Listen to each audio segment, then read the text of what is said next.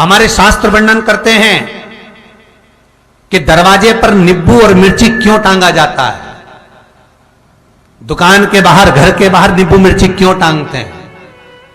क्योंकि लक्ष्मी और दरिद्रता, इन दोनों देवियों को भगवान विष्णु का वर है कि ये प्रतिदिन भूमंडल पर विचरण करने के लिए जाएंगी। प्रतिदिन,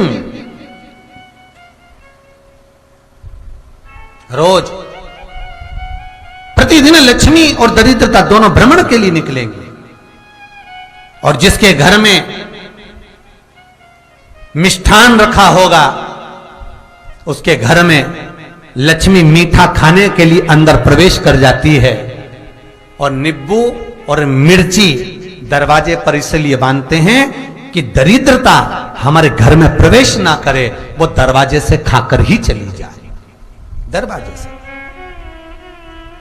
एक बात बहुत ध्यान रखना, जिसके घर में फ्रिज में, डलिया में या रसोई घर में नींबू और मिर्ची ये दोनों एक ही जगह रखे रहते हैं, उसके घर में कभी शांति नहीं रहती है। सास बहू का, ननंद भाभी का, भाई भाई का, परिवार में कुछ ना कुछ क्लेश जरूर ही होगा। 4 दिन अगर अच्छे निकल गए तो 5वें दिन क्लेश का जाएगा। 5 दिन अच्छे निकल गए, 6वां दिन क्लेश का जाएगा।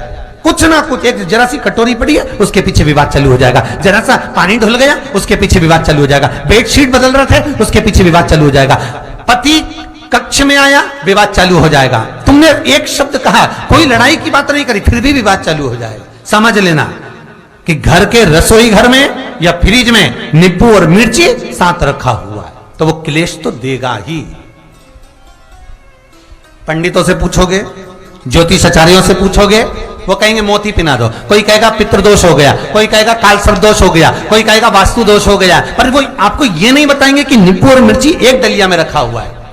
ये हमारा वेद, हमारा शास्त्र बताएगा कि नींबू और मिर्ची ये दरिद्रता देवी को प्रिय है, और जहां नींबू और मिर्ची साथ रखा वहां दरिद्रता प्रवेश कर जाती है, और दरिद्रता गई तो वो क्लेश उत्पन्न करती है, जिससे इसके घर में सुख ना रहे। सुख नहीं रहेगा तो लक्ष्मी नहीं रहेगी, दरिद्रता उसके घर में आराम से रह सकती है।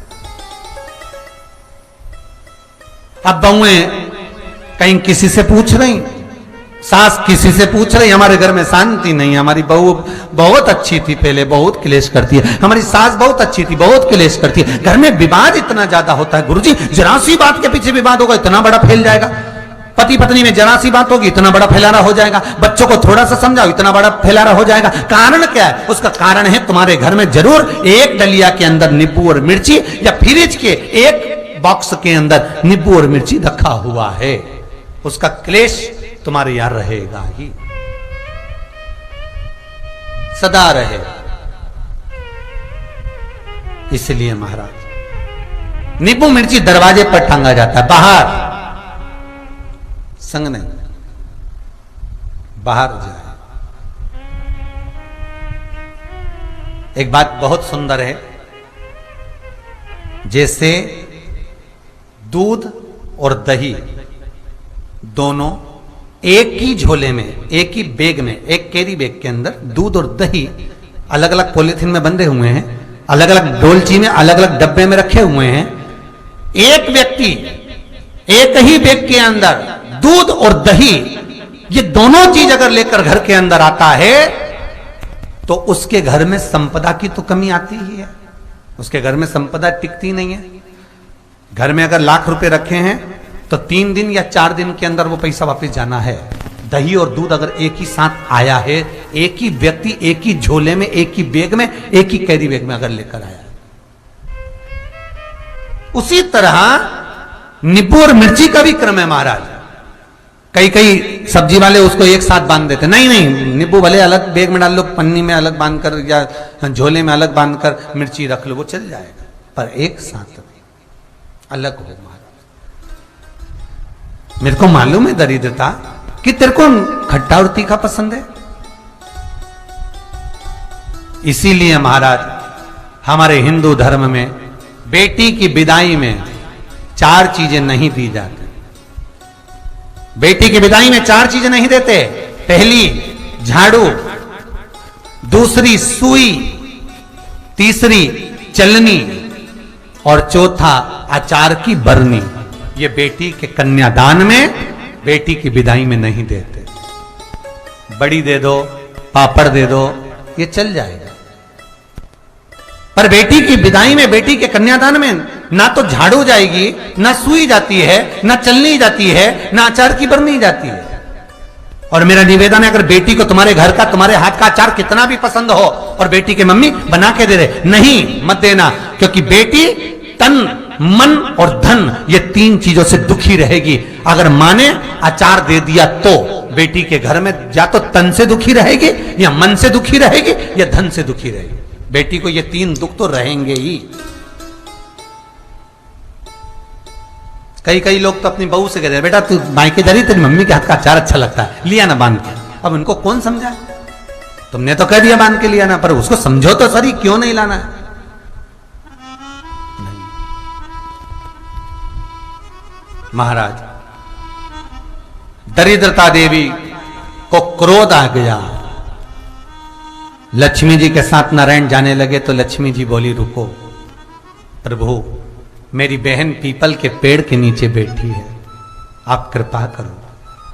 भगवान विष्णु ने कहा, सुनो लक्ष्मी, लक्ष्मी और नारायण इस पीपल के वृक्ष के नीचे आकर दरिद्रता देवी से मिले हैं। 7 दिन तक, पूरे सप्ताह पीपल के वृक्ष के नीचे लक्ष्मी और नारायण का वासा होगा।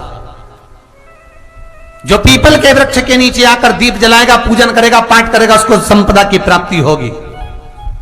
इतने में दरिद्रता देवी खड़ी हो गई और दरिद्रता ने कहा, वाह नारायण वाह, क्या बात है आपकी, पीपल के वृक्ष के नीचे तुम मिलने के लिए आए, मैं तो पहले से बैठी थी।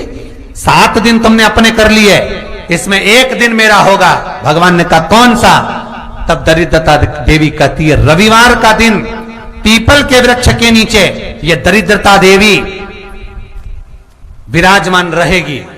अगर रविवार के दिन कोई पीपल के वृक्ष के नीचे आएगा तो उसके साथ दरिद्रता देवी उसके घर में प्रवेश करेगी। इसलिए शास्त्र रीति में भगवान विष्णु ने उसी समय पलटवार करते हुए कह दिया, अरे ओ दरिद्रता सुन, पीपल के वृक्ष के नीचे अगर कोई रविवार को आया और कोई पूजन की सामग्री लेकर आया, हाथ में कुछ ना कुछ उसके हुआ, खाली हाथ आया, तो तू उसके घर में प्रवेश करेगी, और अगर भरा हुआ हाथ रहा तो तू उसके यहां प्रवेश नहीं कर सकती।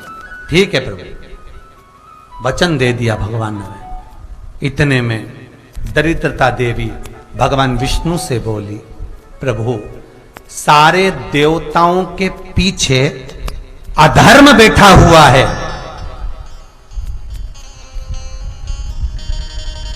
सारे देवताओं के पीछे अधर्म बैठा हुआ है, दुख और दरिद्रता कहां जाकर बैठे हैं, आप स्थान बता दीजिए। आपको अब भी कहा कथा में कि देवताओं के पीछे, देवियों के पीछे, पीठ के भाग में अधर्म का निवास है, आगे धर्म का निवास है। इसलिए मंदिर में अग्रण्य प्रणाम करना चाहिए, आगे क्यों, पीछे नहीं। दरिद्रता देवी कहती है, ये दरिद्रता और दुख कहां जाकर बैठेंगे, आप वर दीजिए। भगवान विष्णु ने कहा, ये भी तेरे लिए है, तू लक्ष्मी की बहन है, मांग ले, तुझे कहां बैठना है, कहां रहना है। दरिद्रता देवी कहती है, जिस घर में स्त्री दोपहर में सोती होगी उसके घर में दुख और दरिद्रता दोनों जाएंगे। जिनके घर में कांटेदार पेड़े लगे होंगे, पौधे लगे होंगे, उनके घर में दुख और दरिद्रता दोनों जाएंगे। जिनके घर में रात्रि में बासी बर्तन पड़े रहेंगे, उनके घर में दुख और दरिद्रता दोनों जाएंगे। भगवान विष्णु बोले, ठीक है। इतने में दरिद्रता देवी बोली, सारे देवताओं में प्रथम मान्य होने वाले श्री गणेश जी महाराज के पीठ के पीछे कोई नहीं बैठा, अधर्म नहीं बैठा। आप हमें वर दो कि दरिद्रता और दुख गणेश जी की पीठ के पीछे विराजमान होंगे, पृष्ठभाग में दरिद्रता और दुख दोनों रहेंगे। वर दो आप।